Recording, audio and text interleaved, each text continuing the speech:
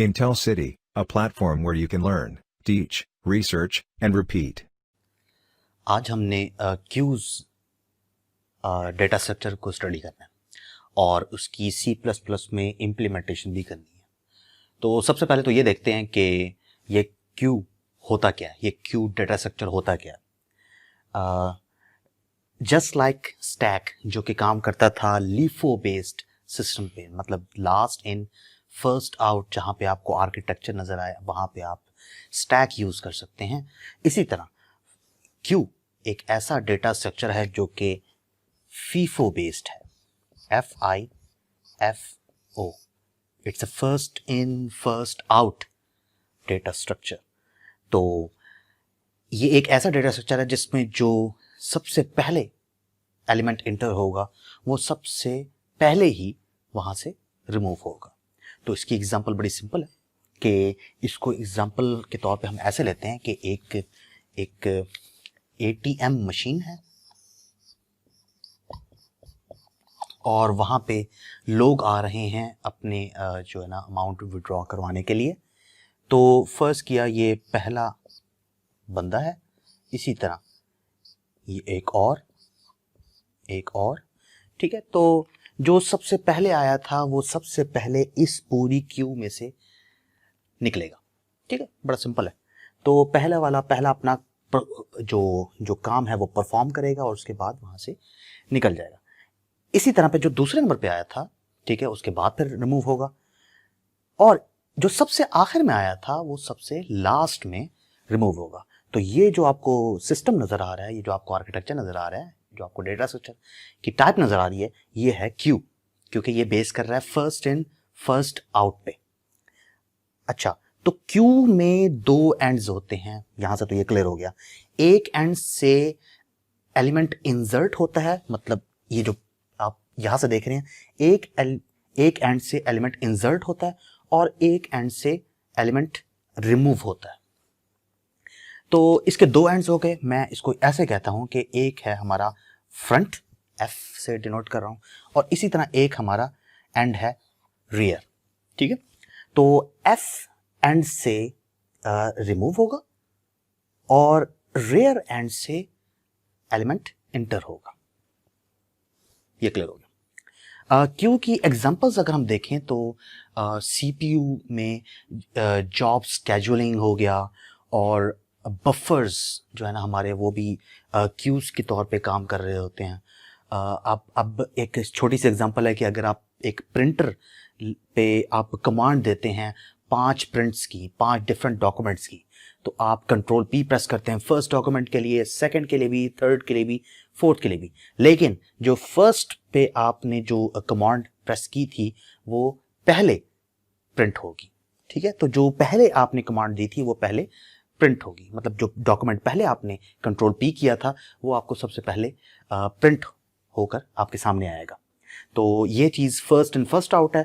तो क्यू का कॉन्सेप्ट इसमें यूज होता है। तो जो जहाँ पर मेमोरीज की बात करते हैं वहाँ पे हम स्टैक को जहन में ले आते हैं, और जहाँ पर हम CPU की स्केड्यूलिंग की बात करते हैं वहाँ पे हम क्यूज को लेकर आ जाते हैं, ठीक है। और दूसरा ये आपको रियल लाइफ एग्जांपल भी आपके सामने है, जहाँ पे आपको कतार नजर आए। क्यू मतलब सिंपल सी बात है कि अगर जहाँ पर आपको इस तरह का कॉन्सेप्ट नजर आए जिसमें जो सबसे पहले इंटर हुआ एलिमेंट वो सबसे पहले रिमूव हो रहा है, तो वहाँ पे हम कहते हैं कि ये क्यू डेटा स्ट्रक्चर के तौर पे नजर आएगा।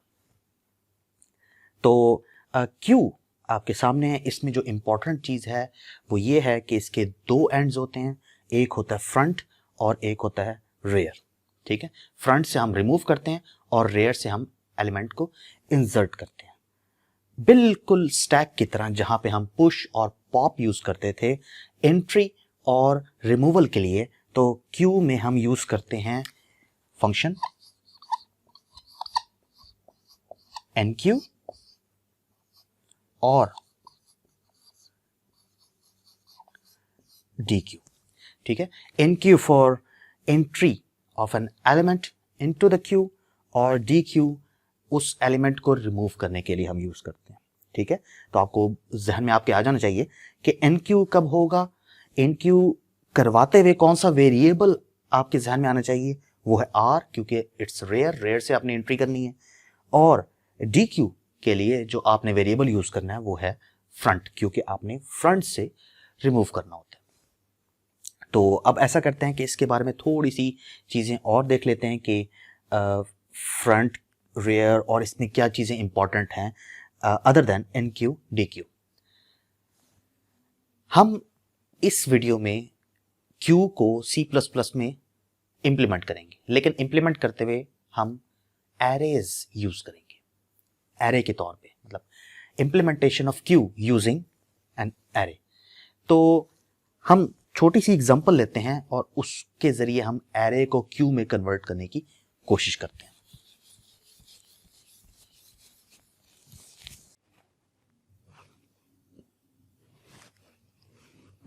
फॉर एग्जाम्पल हम एक एरे लेते हैं,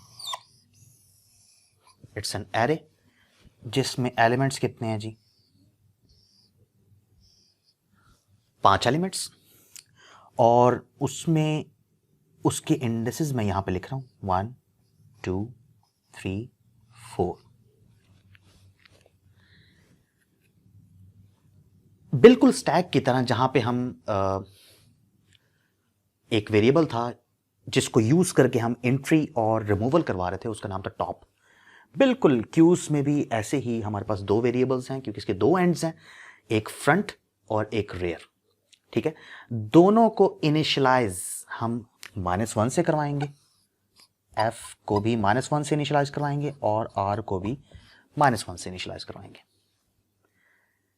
क्योंकि एंट्री जब भी हमने करनी है वो रेयर से करनी है, ठीक है, तो पहला काम हमने क्या करना है, जब भी हम इस एरे में, जो कि अभी इस क्यू का, मैं क्यू की बात करूंगा, ये जो क्यू आपके सामने नजर आ रहा है जिसमें 5 एलिमेंट्स आ सकते हैं, उसमें एंट्री हमने किस वेरिएबल को यूज करके करनी है, वो है r। तो पहला काम आपने क्या करना है कि r में एक इंक्रीमेंट करें, r की वैल्यू क्या हो जाएगी 0, और जब r की पोजीशन पर जाके आप अपना एलिमेंट प्लेस करते हैं। मिसाल के तौर पर आप लिखते हैं यहां पर कि मैं एक एलिमेंट प्लेस करना चाहता हूं इन क्यू 4। जब आपने ये इन क्यू 4 की कमांड यूज की, मतलब अभी मैं कमांड का लफ्ज यूज कर रहा हूं, बाद में मैं इस फंक्शन को भी एक्सप्लेन करूंगा। जब आप इन क्यू 4 करेंगे तो एक्चुअली आपका r वो इस जगह पे आ जाएगा, r की वैल्यू हो जाएगी 0 और यहां पे 4 मिल जाएगा। ठीक है जी। उसके बाद आप लिखते हैं जी एन क्यू 3, तो क्या होगा, r में एक और ऐड हो जाएगा। ठीक है, r में एक और ऐड हो जाएगा और यहां पे 3 चला जाएगा। अब आपका r इस जगह पे आ चुका है 1 पे। ठीक है जी। तो सिंपल सी बात है कि पहले आपने क्या करना है, r में एक ऐड करना है और उसके बाद उस r वाली पोजीशन पे आपने अपना एलिमेंट प्लेस कर देना है। तो सिंपल सी चीज है कि एन क्यू में क्या हो रहा होगा, एन क्यू में हो रहा होगा r प्लस प्लस, और उसके बाद अगर इस एरे का नाम a है तो a r की जगह पर वो एलिमेंट 3 या 4 जो भी है, मैं यहां पे जनरलाइज करके d लिख देता हूं। फर्स्ट क्या, d मेरा एलिमेंट था।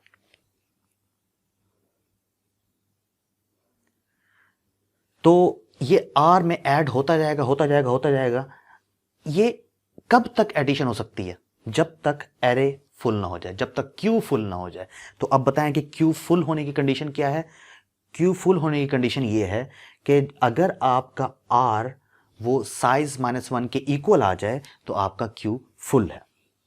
ठीक है, तो मैं यहां पे मेंशन कर देता हूं कि क्यू फुल कब होगा, जब r इक्वल टू साइज -1 हो जाए। ठीक है, तो ये क्यू फुल की कंडीशन बन गई। क्लियर? अच्छा, अब एक बात है, रिमूव कैसे करें। रिमूव करने के लिए आपको f का सहारा लेना पड़ेगा। फर्ज किया मैंने यहां पे एलिमेंट्स 2 0 प्लेस कर दिए। जब ये एलिमेंट्स मैंने प्लेस किए होंगे तो r की वैल्यू कहां पे होगी, यहां पे, क्योंकि यहां तक एलिमेंट्स प्लेस हो चुके हैं, तो r की वैल्यू होगी 3। अब हमने किस से रिमूव करना था। ठीक है, रिमूव करने के लिए कौन सा वेरिएबल यूज होगा, वो है f। तो f में हमने अगर हम f में एक ऐड कर दें, ठीक है, तो वो हो जाएगा 0, ठीक है। तो हमारा जब भी हम एक क्यू को देखते हैं तो वो फ्रंट से लेकर रेयर तक उसमें जितने भी एलिमेंट्स हैं वो नजर आ जाते हैं। अगर हम क्यू को डिस्प्ले करना चाहें तो फ्रंट से लेके रेयर तक अगर हम देखें तो सारी क्यू के अंदर जितने भी एलिमेंट्स हैं वो हमारे सामने आ जाएंगे। तो अगर हम रिमूव करना चाहते हैं कोई एलिमेंट तो हम यूज करेंगे f++, बस ये रिमूवल के लिए है और ये हमारे पास इंसर्शन के लिए है। f++ करने से क्या होगा, f++ करने से f एक स्टेप आगे चला जाएगा। फर्ज किया अगर f यहां पर है तो एक स्टेप आगे चला जाएगा। अब आप f से लेके r तक अपने डिस्प्ले करवा सकते हैं। फर्ज किया f की वैल्यू अभी यहां थी और आप f++ यूज करते हैं तो f एक स्टेप आगे चला जाएगा। अब f आ जाएगा यहां पे, ठीक है, और उसकी वैल्यू क्या हो जाएगी 1, क्योंकि ये 1 का इंडेक्स है। जब आप डिस्प्ले करवाएंगे अपने क्यू को तो वो f से लेके r तक, मतलब 1 से लेके 3 तक जितने भी एलिमेंट्स हैं 3 2 0 वो आपको प्रिंट करके दे देगा। क्लियर? तो f++ भी हो गया। सिंपली रिमूवल के लिए जस्ट आपने ना f++ देखना है और इंसर्शन के लिए आपने ये देखना है। और क्यू फुल कब होगा, जब आपका r जो है ना वो साइज -1 के इक्वल हो जाएगा। अब बात यह है कि जब आप फर्स्ट टाइम इंटर कर रहे होंगे एलिमेंट, तो r की वैल्यू, मैं यहां पर फर्स्ट एंट्री करवा के दिखाता हूं, ठीक है। अभी फर्स्ट के यहां पे कोई भी एलिमेंट नहीं है, तो आपने फर्स्ट टाइम अगर एलिमेंट इंटर किया है तो वो 1 हो गया, ठीक है। अब अगर आप, और r की वैल्यू आपकी क्या हो गई, इसके मुताबिक r की वैल्यू हो जाएगी 0, क्योंकि r की वैल्यू पहले क्या थी, इनिशियलाइज थी विद -1, तो आपने उसको इंक्रीमेंट करके r = 0 कर दिया। f की वैल्यू अभी भी -1 ही है। अगर आप ये कोड चलाएं, ठीक है, f++ का मतलब यह है कि पहला एलिमेंट जो अभी आपने जो सबसे पहले एलिमेंट प्लेस किया था उसे रिमूव होना चाहिए, ठीक है। हम चेक करते हैं, f की वैल्यू यहां पर है -1 इस वक्त। जैसे ही मैं f++ एग्जीक्यूट करूंगा तो f की वैल्यू हो जाएगी 0, f भी हो जाएगा यहां पे, ठीक है।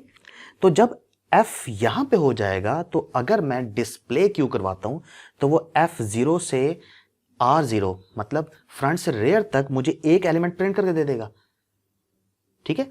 एक एलिमेंट प्रिंट हो जाएगा, लेकिन हमने तो f++ यानी कि dq की कमांड यूज की हुई थी। dq की कमांड क्या करती थी कि वो एक एलिमेंट को, जो हमने एलिमेंट प्लेस किया है उसको रिमूव कर देना था उसने, लेकिन यहां तो रिमूव नहीं हुआ।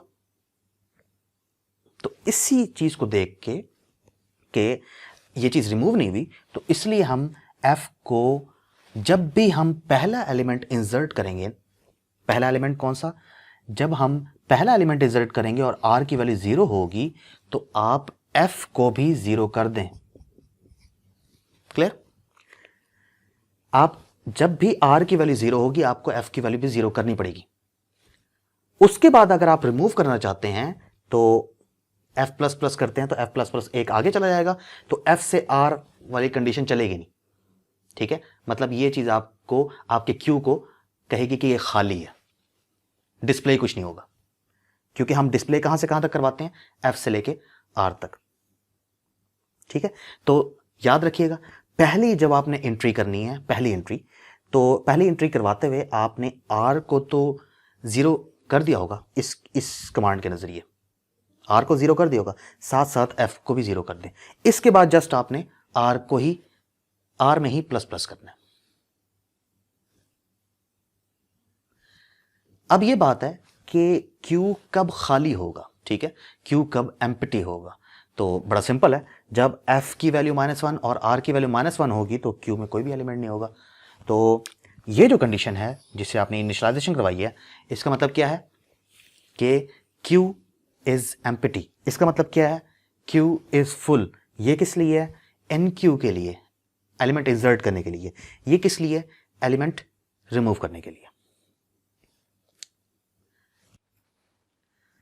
अभी हमने बात की थी कि हमने NQ कैसे करवाना है, DQ कैसे करवाना है, Q फुल कब होगा, Q खाली कब होगा। अब ऐसा करते हैं कि Q को एक दफ़ा इसमें एलिमेंट इंसर्ट करते हैं। मैं इसमें एलिमेंट इंसर्ट करता हूँ 4, फिर 6 करता हूँ, फिर उसके बाद एक एलिमेंट और 8 भी इंसर्ट कर देता हूँ। उसके बाद मैं रिमूवल शुरू करता हूँ। जैसे मैं रिमूव करता हूँ तो पहला एलिमेंट यहाँ से रिमूव हो जाएगा, ठीक है, फिर ये वाला एलिमेंट रिमूव हो जाएगा, ठीक है जी। अब आपको पता होना चाहिए कि जब ये रिमूव हो गए हैं तो f की वैल्यू क्या होगी और r की वैल्यू क्या होगी। r की वैल्यू तो यहाँ, क्योंकि यहाँ तक आपने इंसर्ट करवाए थे, ये हो गया r की वैल्यू 3, और यहाँ तक आपने रिमूव करवाए में हैं, तो f की वैल्यू क्या हो जाएगी 2। तो हम कहाँ से कहाँ तक देखते होते हैं, f इक्वल टू 2 से लेके r इक्वल टू 3 तक। तो ये दो एलिमेंट्स आपके पास प्रिंट होकर आएंगे अगर आप डिस्प्ले करना चाहें तो। सिंपल। अब ऐसा करते हैं कि एक दफा फिर रिमूव करवाते हैं। रिमूव करवाने का क्या तरीका होता है, f प्लस प्लस, जैसे हमने यहाँ पे किया था, f इक्वल टू 0 था, उसमें प्लस प्लस किया, f यहाँ आ गया, ठीक है, और ये वाला एलिमेंट रिमूव हो गया। फिर हमने f प्लस प्लस किया, f यहाँ आ गया, ये आया हुआ है ऊपर, और ये वाला एलिमेंट भी रिमूव हो गया, ठीक है। एक दफा फिर f प्लस प्लस करें, f प्लस प्लस करेंगे, f यहाँ आ जाएगा, f की वैल्यू हो जाएगी 3, और ये वाला एलिमेंट भी रिमूव हो जाएगा। तो यहाँ पर एक बड़ी जबरदस्त कंडीशन है कि अगर r और f की वैल्यू इक्वल हो जाएं तो Q में जस्ट एक एलिमेंट होता है। ये देखिए, r और f दोनों की वैल्यू 3 है, तो Q में जस्ट एक ही एलिमेंट है। क्लियर? तो अब अगर कोई बंदा, ठीक है, वो ये कहता है कि मैं मजीद रिमूव करवाना चाहता हूं, तो जैसे ही वो रिमूव करेगा, ठीक है, तो f में एक ऐड हो जाएगा, ऐसी है। तो जब f में एक ऐड होगा तो f को तो आगे जाना चाहिए, ठीक है। तो यहां पर आपने कंडीशन ये रखनी है कि जैसे ही r और f बराबर हों, ठीक है, और उसके बाद यूजर आपको कहे कि रिमूव करो, ठीक है, तो आपको तो पता होना चाहिए कि r और f जब बराबर हो तो एक एलिमेंट पड़ा होगा, और उसी एक ही एलिमेंट को अगर आप रिमूव कर दें तो Q को खाली हो जाना चाहिए। तो जब R और F की वैल्यू बराबर हो और यूजर कहे कि DQ करो, तो सिंपली R को -1 कर दो और F को -1 कर दो। इसका क्या मतलब है कि Q इज एम्प्टी। क्लियर हो गया? जब Q में है ये एक एलिमेंट और यूजर आगे से कह रहा है कि मैंने अब DQ करवाना है, DQ मतलब वही एक दोबारा से एलिमेंट रिमूव करना है, तो वो जब एक ही एलिमेंट जो कि ऑलरेडी उसमें एक ही एलिमेंट पड़ा था वही भी अब रिमूव हो गया, तो इसका मतलब ये है कि Q को खाली हो जाना चाहिए। तो Q को खाली होने की कंडीशन R इक्वल टू -1 और F इक्वल टू -1 है। तो ये कंडीशन लगाकर हम Q को एम्प्टी कर देंगे। तो यहां तक मेरे ख्याल से क्लियर हो गया होगा। कुछ चीजें हैं कि इसको रिवाइज थोड़ा सा कर लेते हैं कि एरे कब Q कब फुल होगा, जब R की वैल्यू साइज -1 के इक्वल होगी, और Q कब एम्प्टी होगा, जब R और F दोनों की वैल्यूज -1 होंगी, और Q में कब एक ही एलिमेंट पड़ा होगा, जब R और F की वैल्यू इक्वल होंगी, और Q में हम इंटर कैसे करवाते हैं, आप R में एक ऐड करें और उसी जो R ऐड हुआ है उसी इंडेक्स पे आप अपना एलिमेंट प्लेस कर दें। और इसके अलावा रिमूवल कैसे करना है, आप जस्ट F में प्लस प्लस कर दें, ठीक है। और एक और ख़ास बात यह कि आपने जब पहले एंट्री करनी है, पहले एंट्री करते हुए R को तो आप वैसे भी इंक्रीमेंट दे रहे होते हैं, तो आप F को 0 कर दें। क्लियर? तो अब ऐसा करते हैं कि इनके सेपरेट फंक्शंस जो है ना वो ज़रा थोड़ा सा लॉजिक बनाने की कोशिश करते हैं। स्टार्ट लेते हैं हम इन क्यू से। तो इन क्यू का फंक्शन, इसमें हमने कोई D हमने इंटर करवाना है। तो इन क्यू में कोई भी एलिमेंट D हमने एक क्यू में एक एलिमेंट D इंसर्ट करवाना है। तो वो कैसे करवाना होगा, जब भी आपने क्यू में कोई वैल्यू इंसर्ट करवानी है तो उससे पहले आपको ये सोचना होगा कि क्या कहीं क्यू फुल तो नहीं है। तो पहले आप ये चेक करें, इफ क्यू फुल होने की क्या कमांड थी, कंडीशन क्या थी, if R equal to size -1, तो आपने यहां पे सी आउट कर देना है Q इज फुल, ठीक है। अगर फुल नहीं है तो आप अपना एलिमेंट इंसर्ट करवा सकते हैं। एल्स मैंने बताया था कि जब भी आप पहले एंट्री करेंगे तो पहली एंट्री करते हुए आपने ये चेक करना है कि कहीं आप का जो आपने पहली एंट्री करते हुए आपने f जो कि -1 था उसको भी 0 कर देना। तो आप में पहले चेक करना है कि आपको कैसे पता चलेगा पहली एंट्री है, ठीक है। अगर f की वैल्यू -1 हुई तो इसका मतलब आप पहली एंट्री करवा रहे हैं। तो आपने चेक करना है if r equal to -1 and f equal to -1, तो ये इसका मतलब क्या है? इसका मतलब ये है कि एरे या क्यू वो एम्प्टी था। तो r equal to -1 and f equal to -1, तो खाली था और आप जो एंट्री करने जा रहे हैं वो पहली है। तो आप क्या करें? f इक्वल टू 0 कर दें। क्लियर? तो ये इफ की कंडीशन यहां पे आ जाएगी और ये इसी एल्स के अंदर वही r प्लस प्लस और इसके आगे a r की जगह पर आपने अपना एलिमेंट d इंसर्ट करवा दिया। अगर r -1 है, f -1 है, इसको आप ये भी लिख सकते हैं कि अगर f -1 है, तो इस लॉजिक को हम बाद में ट्राई करके भी देख लेंगे। तो r इक्वल टू -1 है एंड f भी इक्वल टू -1 है, तो आप f को 0 कर दें, ठीक है। और अगर ये -1 नहीं है तो 0 ना करें, बल्कि बस यही स्टेटमेंट ही एग्जीक्यूट कर दें, ठीक है। इसका मतलब क्या है इफ का कि अगर पहली एंट्री करवा रहे हैं तो f इक्वल टू 0 कर दें, ठीक है। अगर नहीं है तो बस यही जो है ना ये r प्लस प्लस और a r d कर दें। क्लियर हो गया? तो अब हम आते हैं डी क्यू के फंक्शन पे।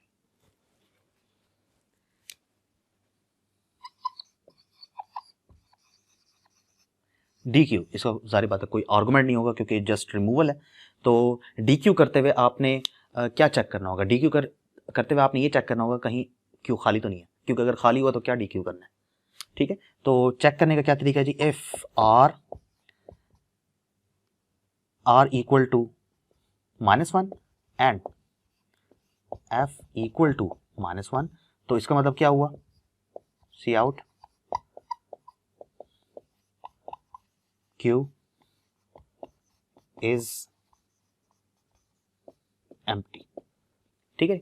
अगर r और f दोनों -1 हुए तो q एम्प्टी है, और इसका मतलब यह है कि आपका q एम्प्टी है, तो मजीद अब dq कुछ नहीं करना, मतलब dq करने के लिए कुछ है ही नहीं। तो अब हम ये देखते हैं कि ये dq का तो हो गया। अब इस if के बाद else की स्टेटमेंट में क्या आएगा? else की स्टेटमेंट में वो f प्लस प्लस देगा। else में आपने देखा होगा कि अगर q में एक ही एलिमेंट हुआ, जो कि हमने कंडीशन क्या रखी थी कि अगर r और f अगर इक्वल हुए, अगर r और f इक्वल हुए तो एक ही एलिमेंट होगा, और अगर एक ही एलिमेंट हो जाए तो आपने f प्लस प्लस नहीं करना, आपने सीधा r और f को -1 कर देना। तो आप यहां पर एक कंडीशन लिखेंगे इफ एल्स, इसके बाद एक और इफ लग रहा है नीचे, if r equal to f, अगर ये दोनों इक्वल हैं तो आपने सिंपली क्या करना है? r को भी -1 कर देना और f को भी -1 कर देना, ठीक है। मतलब ये खाली हो गई। एल्स इस इफ का एल्स क्या होगा? ठीक है, f आपने f प्लस प्लस कर देना। क्लियर? तो इसमें तीन तरह की एक कंडीशन थी। एक इफ की कंडीशन ये थी जिसमें आपने चेक करना था कि कहीं आपका क्यू जो है वो एम्प्टी तो नहीं है, क्योंकि अगर एम्प्टी हुआ तो आप क्या डीक्यू करवाएंगे। उसके बाद अब एल्स में आप क्या करेंगे कि इफ की एक कंडीशन लिखेंगे जिसमें आर और एफ दोनों इक्वल होंगे, ठीक है। अगर इक्वल हुए तो आपने f प्लस प्लस नहीं करवाना, आपने सिंपली r और f दोनों को -1 कर देना है, जिसकी वजह से आपका q जो है ना वैसे ही खाली हो जाएगा, ठीक है। कंडीशन इस तरह की बन जाएगी, और else में आपने f प्लस प्लस कर देना। तो ये चीज़ आपकी dq थी। अगर आप जिस तरह आप स्टैक में शो टॉप का एक फंक्शन हम बनाते थे और उसमें देखते थे आप a टॉप करके आप शो करवाते थे, तो अगर आप शो टॉप करवाना चाहते हैं, एक फंक्शन बनाना चाहते हैं, तो वो भी यहाँ पे बन सकता है। शो यहाँ पे शो टॉप नहीं होगा, यहाँ पे शो फ्रंट का फंक्शन बनाते हैं, शो फ्रंट, ठीक है। तो इसमें आपने पहली कंडीशन क्या लगानी होगी कि कहीं क्यू एम्प्टी तो नहीं है। If r equal to -1 and f equal to -1, तो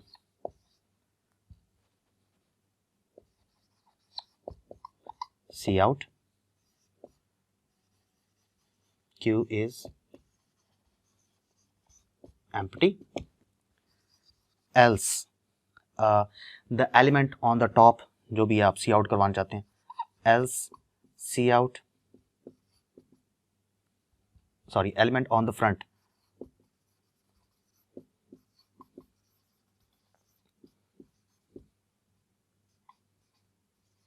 A front। ठीक है जी। तो इस तरीके से आप शो फ्रंट भी करवा सकते हैं। और अगर आप अपने क्यू को डिस्प्ले करवाना चाहते हैं तो उसके लिए भी फंक्शन बन सकता है।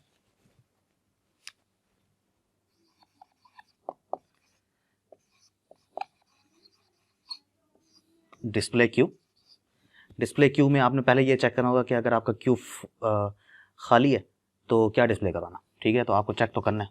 ठीक है, if r equal to -1 and f equal to -1 तो C out q is empty. Else वही फॉर लूप, कहां से लेके कहां तक, फ्रंट से लेके रेयर तक। int I equal to front, I less than end equal to rear और I प्लस प्लस, और यहाँ पे आपने सी आउट उन वैल्यूज को करवा देना है AI।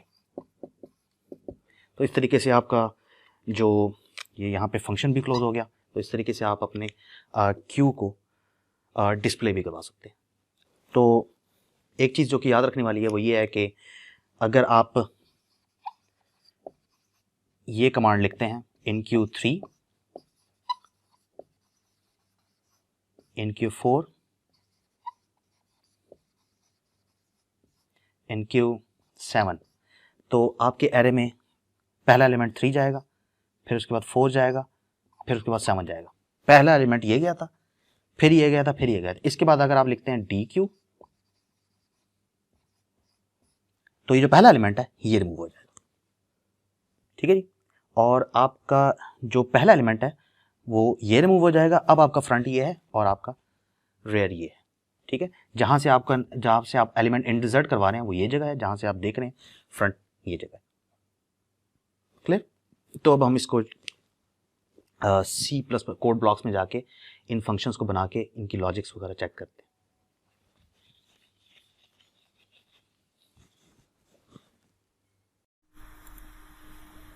अब जो हमने फंक्शंस क्यूज के डिज़ाइन किए हैं, ठीक है, एरेस को यूज़ करके, तो उसको कोड ब्लॉक्स में इम्प्लीमेंट करने की कोशिश करते हैं। ये चेक करते हैं कि क्या वाकई हमारा जो कोड है वो क्यू की तरह बिहेव कर रहा है या नहीं कर रहा।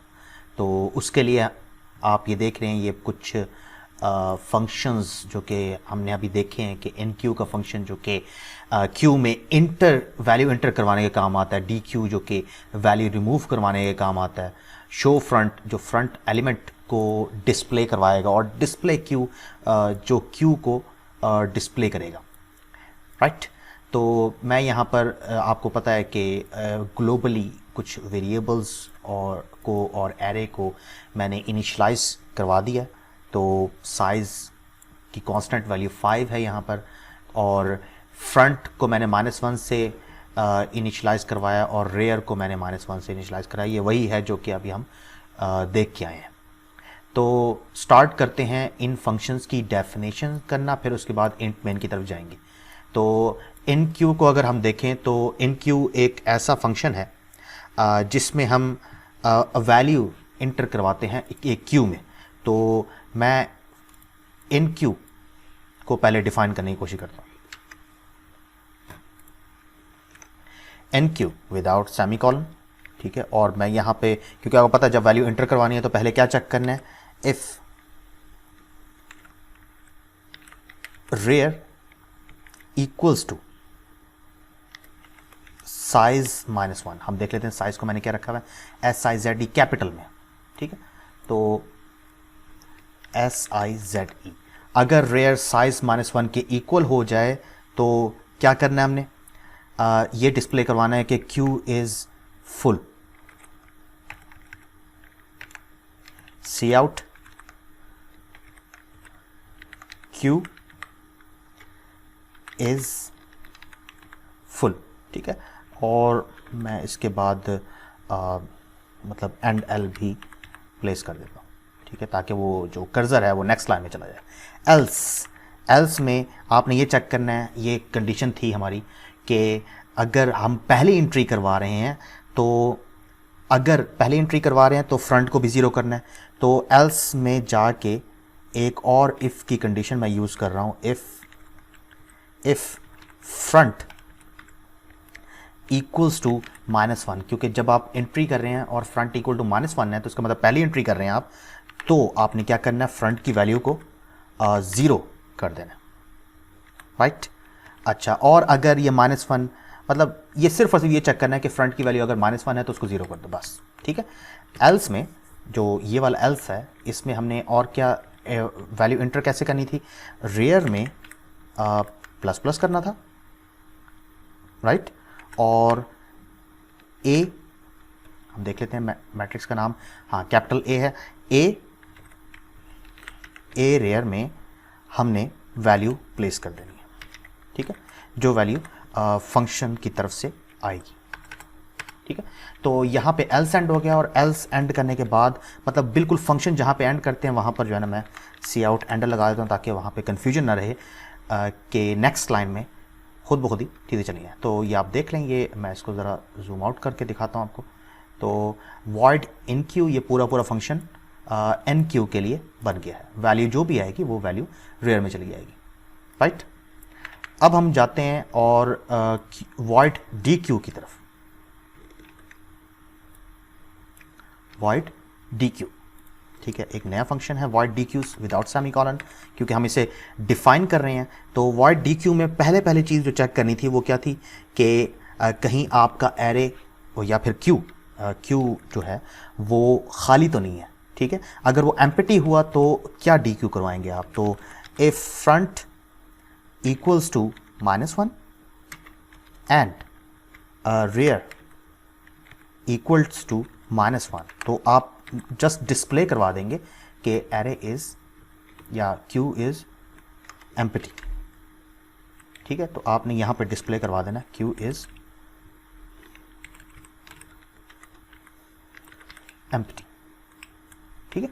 और अगर ऐसा नहीं है तो फिर आपने ये चेक करना है कि कहीं एक ही एलिमेंट तो नहीं पड़ा हुआ क्यू में, क्योंकि अगर एक ही एलिमेंट हुआ तो फ्रंट और रेयर की वैल्यू इक्वल होगी, ठीक है।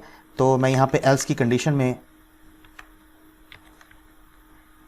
एक इफ यूज कर रहा हूं, जिसमें मैं ये चेक कर रहा हूं कि अगर फ्रंट इक्वल्स टू रेयर है तो, क्योंकि अगर आपके पास जस्ट एक ही एलिमेंट है और आप उसे डी क्यू करवाना चाह रहे हैं, मतलब उस क्यू को आप डी क्यू करवाना चाह रहे हैं, तो वो एक एलिमेंट भी अगर रिमूव हो गया तो क्यू एम्प्टी हो जाएगा। तो आपको क्या करना चाहिए, फ्रंट को भी -1 कर देना चाहिए और रियर को भी -1 कर देना चाहिए, ठीक है। अच्छा, इसके बाद अगर आपने ये चेक कर लिया फ्रंट और रेयर भी आपको मिल गए, आपको -1 मिल गए, और अगर फर्ज करो एक ही एलिमेंट ना पड़ा हुआ तो आपको इसकी एल्स की कंडीशन बनानी पड़ेगी। और एल्स में आप क्या लिखेंगे, एल्स जो तरीका है रिमूव करने का वो क्या है, फ्रंट ++, ठीक है। तो पहले आपने चेक किया कि फ्रंट इक्वल टू -1 और रेयर इक्वल टू -1 अगर हुआ तो क्यू एम्प्टी है। अगर फ्रंट और रेयर इक्वल हैं तो आपने फ्रंट और रेयर दोनों को -1 कर दिया, एल्स में आपने फ्रंट ++ कर दिया, मतलब वो एक रिमूव कर देगा, ठीक। तो इसके बाद जो फंक्शन की जो ब्रैकेट है जहाँ पे एंडिंग हो रही है फंक्शन की, उससे पहले मैं सी आउट एंडल यूज़ कर रहा हूँ। नेक्स्ट हम नेक्स्ट फंक्शन की तरफ आते हैं और वो है show front.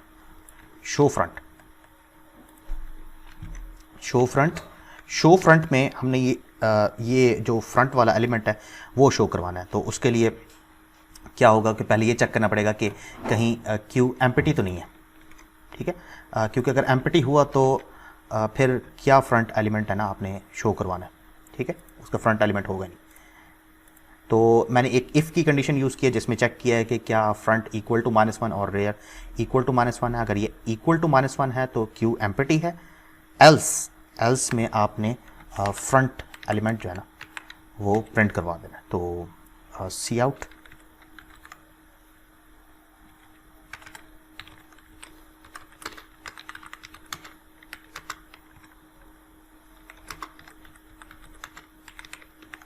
Eight front is, और वो एलिमेंट कौन सा होगा, वो होगा जी ए फ्रंट, राइट। तो यहाँ पे ये एल्स ख़त्म हुआ और ये जो ब्रैकेट है फंक्शन की, इससे पहले मैं सी आउट एंडल यूज़ कर रहा हूँ ताकि, क्योंकि इसमें सी आउट्स हो रहे हैं तो ऐसा ना हो कि एक ही लाइन के अंदर आपको कन्फ्यूजन हो जाए डिस्प्ले में।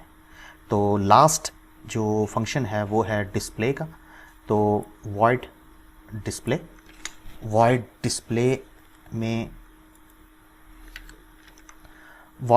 में क्योंकि अब आपने क्यू को डिस्प्ले करवाना है, तो डिस्प्ले करवाते हुए पहले तो ये चेक करना होगा कि कहीं क्यू एम्प्टी तो नहीं है। अगर एम्प्टी हुई तो फिर आपने क्या डिस्प्ले करवाना है। तो मैं यहीं से जो है ना क्यू एम्प्टी की कंडीशन यहाँ पे पेस्ट करने लगा। तो पहले आपने ये चेक करना है कि कहीं क्यू एम्प्टी तो नहीं है, और अगर एम्प्टी हुई तो फिर आपने क्या करना होगा, फिर तो डिस्प्ले आपने कर देना है कि क्यू इज़ एम्प्टी। एल्स में आपने क्यू को डिस्प्ले करवा देना है। और क्यू को डिस्प्ले कैसे करवाना है, आपने फॉर लूप यूज़ करना है और फ्रंट से स्टार्ट करना है और रेयर तक सारी वैल्यूज़ प्रिंट करवा देनी, ठीक है। तो ये हो गया जी सी आउट में आपने एलिमेंट्स जो भी हैं ए आई, और मैं यहाँ पे थोड़ी सी स्पेस भी दे देता हूँ ताकि क्लियर हो जाए चीज़ें। और जहाँ पे ये फंक्शन एंड होगा वहाँ पे मैं सी आउट एंड एल भी यूज़ कर रहा हूँ, ठीक है। हर फंक्शन, जब भी फंक्शन वो कॉल हो तो वो अगर वो कोई चीज़ डिस्प्ले करवा रहा है तो उसमें कोई इशू ना आए डिस्प्ले करते वक्त। तो अगर 2 दफ़ा फंक्शन कॉल होता है तो दोनों दफ़ा वो एंडल मतलब 2 डिफरेंट लाइंस में आपको देगा, राइट। तो अभी हमने सारे फंक्शंस तो बना लिए हैं। अब मेन की तरफ आते हैं। मेन की तरफ आकर हम स्टार्ट में ऐसा करते हैं कि क्योंकि अभी तक तो कोई एलिमेंट है ही नहीं, तो ये चेक करने के लिए कि हम सही जा रहे हैं कि नहीं जा रहे हैं, मैं यहाँ पर डिस्प्ले का फंक्शन यूज़ करता हूँ। तो अगर मैंने डिस्प्ले का फंक्शन यूज़ किया और रिटर्न में क्या आना चाहिए, रिटर्न में आना चाहिए कि क्यू एम्प्टी है, क्योंकि अभी तक तो कोई एलिमेंट इसके अंदर है नहीं। लेकिन साथ साथ हम ये भी चेक कर लेते हैं कि हमारे पास कोई कंपाइलेशन या बिल्डिंग की एरर तो नहीं है। तो ये देख रहे हैं आपके यहाँ पर 0 एरर्स वार्निंग वगैरह आ रही हैं। तो अब इसको एग्जीक्यूट करते हैं। एग्जीक्यूट करके देखें तो आपको नज़र आ रहा है यहाँ पे कि क्यू इज़ एम्प्टी, क्योंकि अभी तक कोई भी एलिमेंट हमने इंटर नहीं करवाया, ठीक है। तो क्यू इज़ एम्प्टी के बाद अब मैं क्यू में वैल्यूज़ इंसर्ट करना शुरू करता हूँ। तो फंक्शन जो है वो है एन क्यू के नाम से, जो कि वैल्यू इंसर्ट करवाता है। तो देखते हैं अब क्या चीज़ प्रिंट होकर आती है। मैंने यहाँ पे 6 एंटर करवाया, एन क्यू 6। इसी तरह इसके फ़ौरन बाद मैं एक और 3 वैल्यूज़ में एंटर करवा रहा हूँ, 60 और 600, राइट। तो पहले वैल्यू मैंने 6 एंटर करवाई है, फिर 60, फिर 600। याद रहे कि सबसे पहले क्या प्रिंट होगा कि क्यू एम्प्टी है। उसके बाद फिर एक डिस्प्ले, फिर 6 एंटर होगा, 60 एंटर होगा, 600 एंटर होगा। ये तो एंटर हो जाएंगे, लेकिन जाहिर बात है इनको चेक करने के लिए मुझे डिस्प्ले करवाना पड़ेगा अपने क्यू को कि वाकई ये एलिमेंट्स इसमें इंसर्ट हुए हैं या नहीं हुए। No warnings, no errors. तो आप ये देखें कि ये क्यू इज़ एम्प्टी आया, उसके बाद 660 और 600 पे मतलब ये एलिमेंट्स आपके प्लेस हो गए, ठीक है। तो याद रखिएगा, आप जैसे आप ये देख रहे हैं इसके अंदर के बहुत ज़्यादा गैप्स आए हुए हैं, तो वो इस वजह से आए हुए हैं कि ये क्यू इज़ एम्प्टी और इसके दरमियान आपको एंडल्स नज़र आ रहे हैं, एंडल की प्लेसिंग नज़र आ रही है। वो इसलिए क्योंकि मैं जितनी दफ़ा भी इन क्यू को जितनी दफ़ा भी मैं मतलब कॉल कर रहा हूँ तो उतनी दफ़ा वो फंक्शन के एंड में जो मैंने प्लेस किया था एंडल वो भी एग्जीक्यूट हो रहा है। तो अगर आप चाहते हैं कि ये स्पेसेस ना आए तो आप जो इन क्यू वाला फंक्शन है, ठीक है, उसके एंड से अगर आप ये रिमूव कर देंगे सी आउट हैंडल तो आपको ये चीज़ नज़र नहीं आएगी। ठीक, तो आप इस तरीके से भी कर सकते हैं। तो आप ये देखें कि क्यू इज़ एम्प्टी, अब आपको वो स्पेसेस नज़र नहीं आ रही। ठीक है, अच्छा, अब हमने सबसे पहले जो एलिमेंट प्लेस किया था वो था 6। ठीक है, अगर मैं इसके फ़ौरन बाद अगर डी क्यू का फंक्शन यूज़ करता हूँ,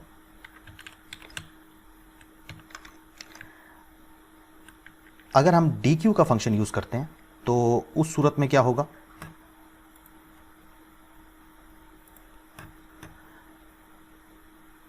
डी क्यू का फंक्शन अगर हम यूज़ करते हैं तो देखते हैं उस सूरत में क्या होगा। जो सबसे पहले हमने एलिमेंट इंटर किया था वो रिमूव होना चाहिए, क्योंकि ये क्या है, ये क्यू का स्ट्रक्चर है, क्यू डाटा स्ट्रक्चर है। तो जो फर्स्ट इन हमने किया था वही फर्स्ट आउट होना चाहिए। ठीक है, ये चेक करने के लिए हम दोबारा डिस्प्ले करवाते हैं, डिस्प्ले करवा के चेक करते हैं क्या वाकई फीफो वाला स्ट्रक्चर नज़र आया है हमें या नहीं आया। चेक करने के लिए बिल्ड, तो आप ये देखेंगे जो हमने सबसे पहले जो एलिमेंट इंसर्ट करवाया था 6 वही रिमूव हो गया। राइट, तो इसके फ़ौरन बाद ये भी चेक कर लेते हैं कि शो फ्रंट, अपनी वैल्यू चेक कर सकते हैं हम। शो फ्रंट किया तो शो फ्रंट करते हैं और ये चेक करते हैं क्या वाकई ये शो फ्रंट हमें दिखाता भी है कि नहीं दिखाता। तो ठीक है, the element at front is 60, तो सबसे आगे जो एलिमेंट है वो 60 पड़ा हुआ है, ये भी इसने दिखा दिया। तो अब ऐसा करते हैं कि क्यू में और एलिमेंट्स इंसर्ट करवाते रहते हैं। ठीक है, तो देखते हैं कि ये हमें क्या बिहेवियर शो करता है। ठीक है, तो मैंने यहाँ पर 660 और 600 मज़ीद ऐड कर दिया, बहुत सारे ना। तो क्योंकि वो उसकी लेंथ जो है वो एरे की लेंथ वो 5 है, मैक्सिमम 5 आ सकते हैं। देखते हैं कि हमें क्या रिज़ल्ट देता है। ये देखें, Q is full, Q is full, Q is full, क्योंकि अब मज़ीद हम एलिमेंट्स इसमें इंसर्ट नहीं करवा सकते। राइट, तो इन क्यू करने के बाद जो है ना हमारे पास क्यू फुल की जो है ना आ गई है, क्योंकि पहले 2 एलिमेंट्स थे, यहाँ तक हमारे पास 2 एलिमेंट्स थे, क्योंकि हमने 6 को रिमूव कर लिया था डी क्यू यूज़ करके, तो इस जगह तक हमारे पास 2 एलिमेंट्स थे। तो जैसे ही ये 3 एलिमेंट्स आए होंगे तो क्यू फुल हो गया होगा। ठीक है, टोटल 5 हो गए हैं, तो उसके बाद ये 3 एलिमेंट्स ये नहीं आ सकते उसमें। राइट, तो अगर इसको इसके बाद हम डिस्प्ले करवाना चाहें तो डिस्प्ले भी करवा सकते हैं। Display Q,